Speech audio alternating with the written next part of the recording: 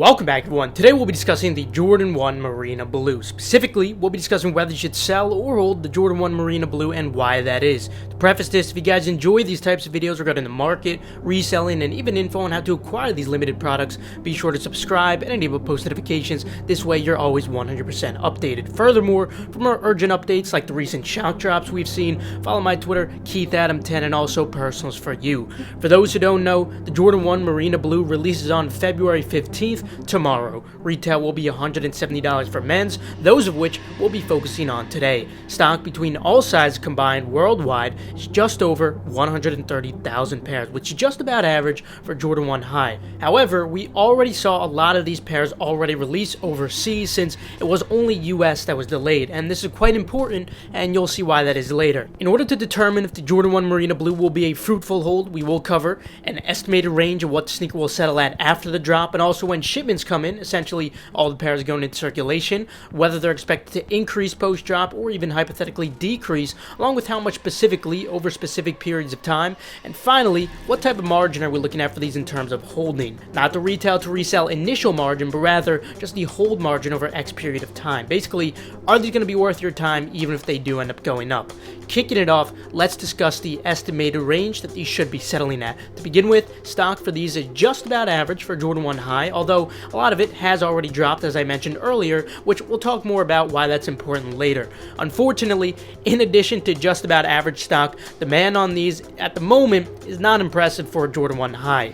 It's certainly nothing like the recent Jordan 1 patent breads we saw or the Atmosphere ones. The bids are certainly very weak, unfortunately. However, the sale volume actually isn't that bad at all, despite them being rather low prices, of course. Although it's also important to note that the sale volume is aided by the fact that there's so many in circulation right now from those overseas pairs, combined with Flex app reservation pre-sellers, early access pairs, and just general early pairs. With the average stock and demand certainly not being exceptional combined, I'm only expecting around lunch money profit for these with a subpar to decent margin, with larger sizes being the best. Now, regarding a specific range, prices have already seen the vast majority of their pre-drop decrease since a lot are already in circulation, more so than what we see from other drops. This leaves the current average at about $222 for sizes 8 to 12, but of course, this is only the pre-drop average. Now, we normally see a notable change post-US drop. This is when we normally experience what I like to refer to as the impulsivity effect. You guys should know what I'm referring to by now, as we discuss it very frequently, yet it almost still always occurs to some degree.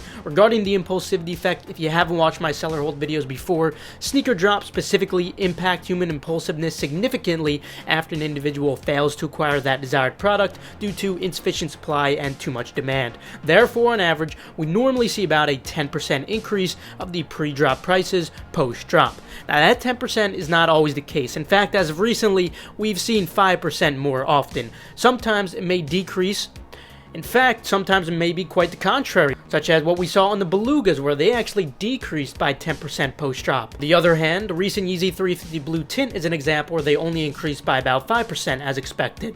When it comes to these Jordan 1 Marina Blues, I'm not expecting a negative impulsivity effect as you might have expected just because they're very, very low demand. In fact, I'm actually expecting a positive impulsivity effect of 5%.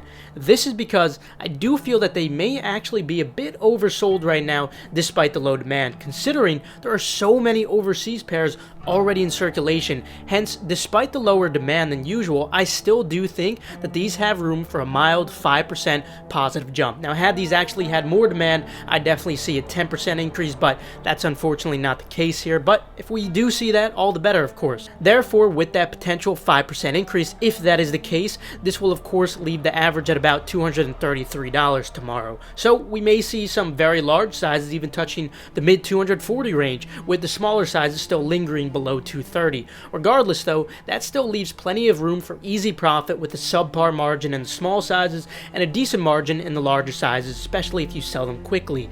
Nothing crazy, but easy money nonetheless. Now, let's discuss what prices will look like when shipments go out in that 1 to 2 week range. During this period, the vast majority of pairs will be going into circulation, aside from the amount of pairs that already went out through exclusive access early pairs, in-store pairs, and of course, the Europe pairs. $10. Considering we have just about average stock on these, I normally would not expect anything abnormal for a rate of decrease, especially considering we already have a lot of these in circulation. So because of that, I'd expect just about an average rate of decrease of about 10%.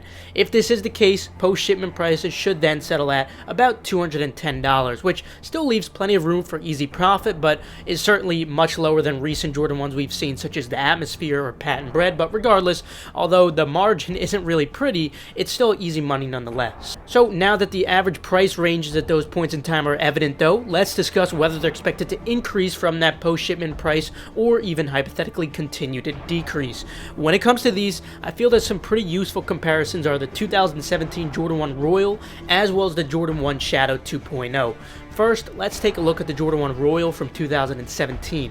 Now, what you'll notice at first glance is that these are quite high at the moment, but you should keep in mind that these dropped almost 5 years ago in 2017. In fact, during their first several years, we actually saw hardly any movement. In fact, for the first 2 years, they actually trended downwards, considering they started out relatively high at about 270 to 280.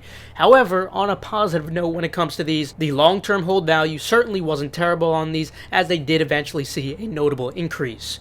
On the other hand, we also have the Jordan 1 Shadow 2.0, which, while it doesn't exactly share the same color attributes like the Royal Toes, it does have a very similar color blocking scheme. When it comes to these, they settled around 240 initially, and now are settling near 300, despite it being less than a year, which actually isn't too bad in terms of a quick ROI.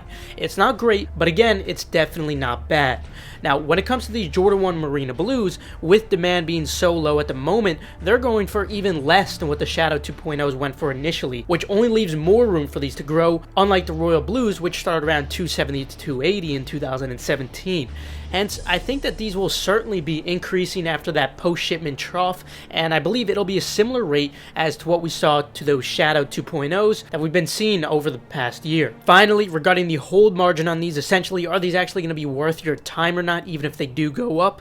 Well, considering I am expecting these to react in a somewhat similar manner to those Shadow 2.0s, that certainly leaves a lot of room for these to have a pretty good ROI, since these are already going for even lower than those went for initially. On top of that, we see from the Royal Toe Blues that this color scheme does have pretty solid long-term potential as well.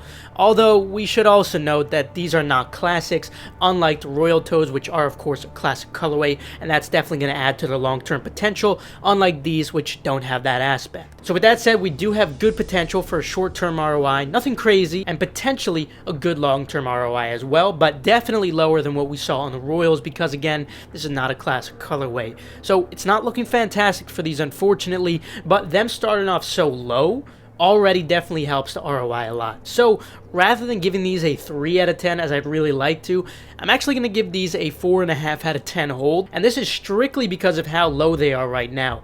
That plays a big factor in your ROI at the end of the day. 4.5 out of 10 is just shy of average, so I'll probably be quick selling most of my pairs, aside from the pair which I'll probably keep for personal anyway. Also, just a note in general for anyone considering holding any items who do have low capital, you should never hold anything in general if you don't have sufficient capital to go for as many drops as possible at your full potential without holding back. If you need money to go for all drops, try to sell these as soon as possible.